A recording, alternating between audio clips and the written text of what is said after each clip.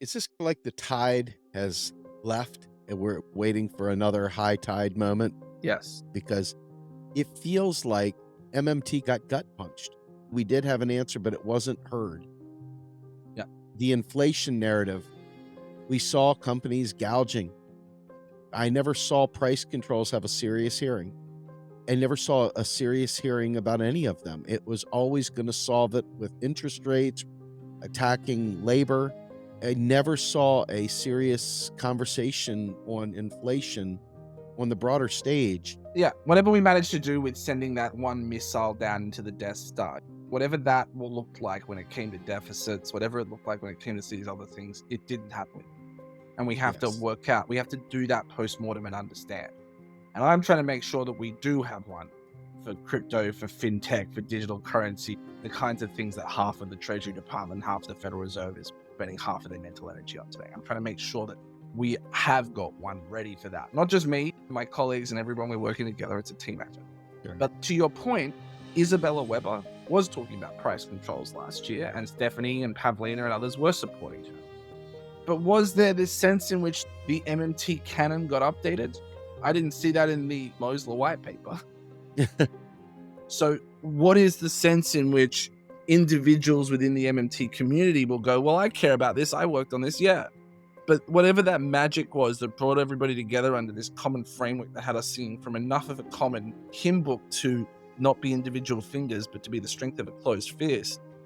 It didn't happen with those next things, right? The sophomore album was a lot harder than the freshman album. Sure. And I think that's one of the challenges is with all this crypto stuff is it's, do you really just want to sit there and say there's nothing to see here? Do you really want to miss a chance to get on another wave?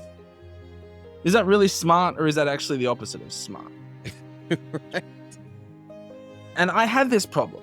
I'm not trying to air laundry, but when we released some of these bills, the response from colleagues of ours was, oh, I don't see there's any value here. Well, go back to school and think harder and get back to us. If you think we're really that dumb, fine. But if you think we're really that dumb, then what are you doing with this move? The price controls thing, the other one was the credit controls.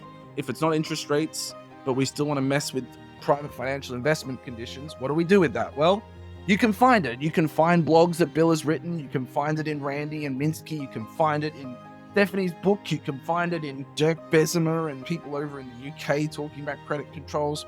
But whatever the magic was of that early 2011, 2012 blogosphere that allowed us to just be on message relentlessly about the core MMT ideas, whatever it was that was allowed us to shove stock flow consistent modeling and job guarantee and double entry accounting and loans create deposits and all these things into a package. We did not update the package and send out the revised version. And I think it is a problem.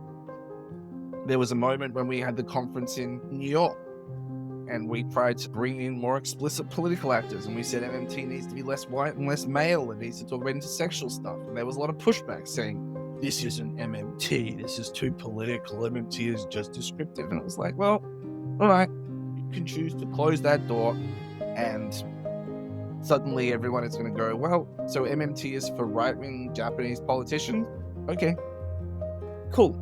That's it. That's the energy. Fine. Well, guess we're not going to have the youth particularly interested anymore. And that's what happened. So I think we do need to be honest about why we were so successful in some ways and think about what that replication looks like. And part of that means about living in the future. And what is technology, but trying to understand the future that we're all about to live. The future's already here, it's just not evenly distributed. Right on. And the crypto guys were understanding the stuff in the 80s. The crypto guys were telling you that there was going to be a moment like Bitcoin coming up in 2008 in the 80s. Why were the MMTers not aware of that? They should have been. And if they were, we'd probably still be on top of certain conversations that we are not on top of anymore. That's my goal with all of this. Is I don't want to be surprised. MMT did an amazing, fantastic job of helping me never be surprised by capitalism again. But the big arc of history is not just about capitalism, and I think there are other dynamics that we have left on the table that we need to drastically get up to speed on.